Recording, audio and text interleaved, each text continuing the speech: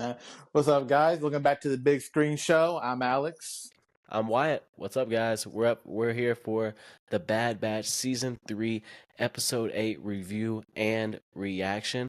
Um, as you see, Lil Vic has not been with us for these Bad Batch episodes, and he is still catching up, and we hope to see him here for the season finale. Other than that, let's get to it, Alex. The episode opens up at Pabu Island. Been calling it Fat Mace Windu Island for most of this review season that we've been doing it. Yeah. But where Omega is struggling to process so many clones dying because the Empire is looking for her. After Hunter reiterates how important it is for them to lay low, they receive a transmission from Fee, who's been trying to figure out what this whole M count thing is about. Fee hasn't found any solid intel except that a bunch of high-level bounty hunters are taking assignments to capture high M-count targets for the Empire. This leads to the brilliant idea of contacting their old friend Fennec Shan, the same assassin who once tried to kidnap Omega to see if she knows anything. Omega predictably wants to tag along, but Hunter convinces her to stay and help Crosshair figure out what's going on with his shaky hand. Love how the episode started off. We get to see Fennec Shan once again, and we get to see some Omega and Crosshair bonding time. So, like, right at episode open, once we get all this, I'm like, okay, cool. I'm loving where this episode is starting at. What were your first thoughts on the opening? My first thought is, honestly, did not think it was actually going to go straight into Pabu Island. I actually thought we were probably going to get like a scene after,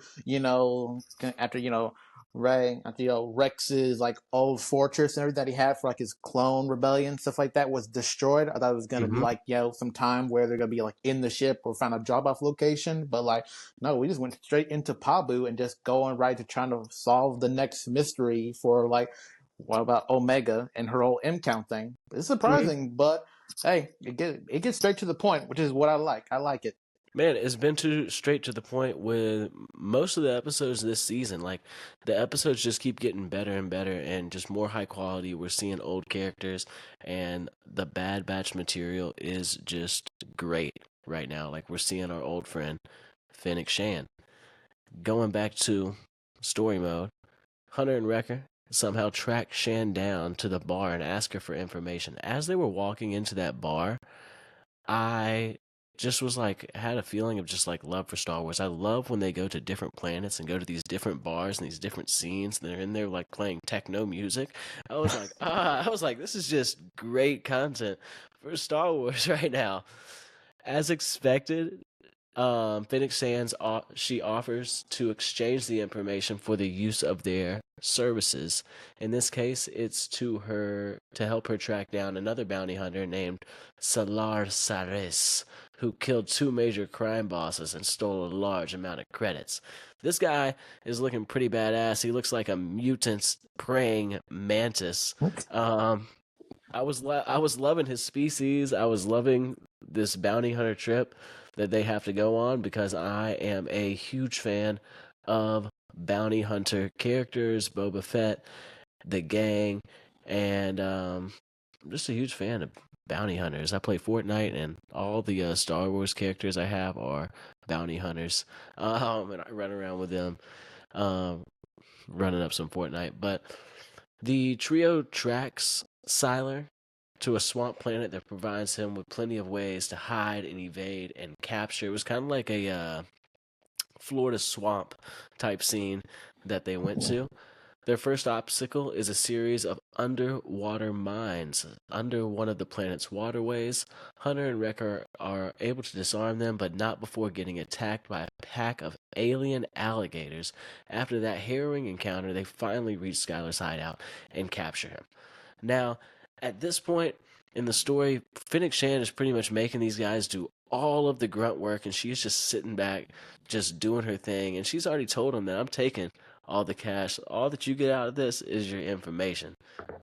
Yeah, she basically said like when they were first trying to set up a deal with her, Record was like, "You want us to work with you?" And she's like, "No, you're working for me." So she's in charge.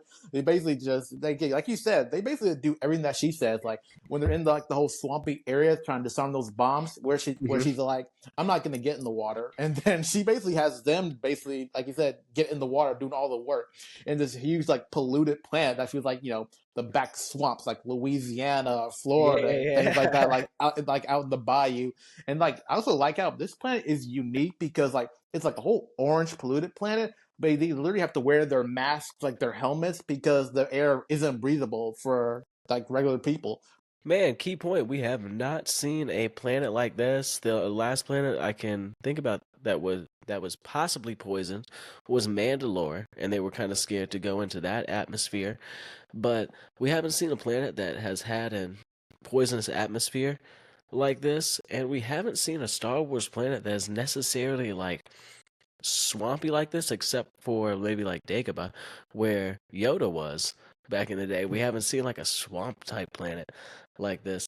So, man, this episode, people will say it was filler, but we got to see two different planets, and we're getting to seeing a lot of great content.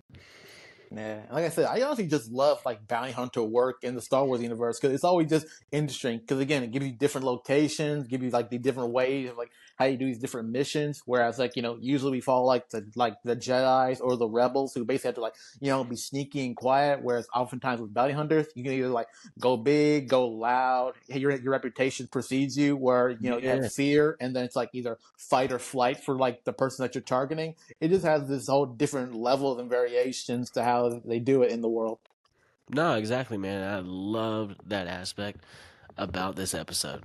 The trio got past the mines, so they're past the mines. They're past their first obstacle, and the trio tracks Sylar, a swamp planet that provides him. Oh, shoot, wrong paragraph. Heading after.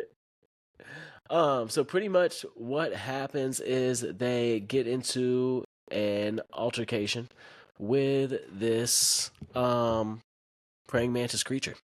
This praying mantis creature is bad ass. He takes on pretty much all three of them with pretty much ease at the start.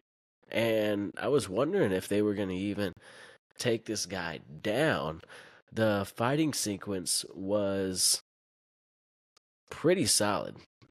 Oh Like, yeah. yeah, the fighting sequence was pretty solid in this thing. And they end up taking this guy down eventually, all three of them having to kind of work together to get this guy paralyzed, and they even had to hit him like three times. Like this dude had like some super strength because they hit him with the paralyzation three Yeah. times, yo, and he still wasn't going down. I'm like, what is this guy on? Yeah, 1 to 3. It felt like they had to hit him like by like 5 times or more because again, Yeah, he was not going down easy. He was made of some durable stuff. this man was like serious, like boss mode, like video game type boss. Yeah, bullet sponging. Yeah. You got to hit this guy multiple times to take him down. And they got him. They took him out. The Bad Batch and Fennec Shan win the day. After heading back to their respective ships, Shan reveals that she doesn't have the information about the M count yet, but we'll get it soon. This understandably frustrates Hunter and Wrecker, but they're left with no choice except to wait and hope for her to make good on her word. Shan then boards her ship and checks in with the unseen client on a hologram after reporting on her recent mission with Hunter and Wrecker. She offers to give the client any information she has on them. Who do you think this mystery character may be? I don't know because like, as it shows, there's only very few who basically know about anything about M count, and that's usually reserved for like the Jedi and the Sith. And even then, Mm-hmm. like even the clones don't really know what M count was because again, the only thing that's known is like the Jedi. So honestly, I know we've had like a teaser one time before. We talked about like on our past video one time, but we mentioned like Asajj Ventress in like a trailer spot that we've seen. So it's like there's really not that many people that runs in like the circles of like bounty hunter and stuff in the Star Wars world. That's like force sensitive or anything like that. So like Mm-hmm. it could possibly be this might be Asajj Ventress that we've been waiting to see when she was going to be coming in one of these episodes. I think she's coming in the next episode, man. I really think she's coming.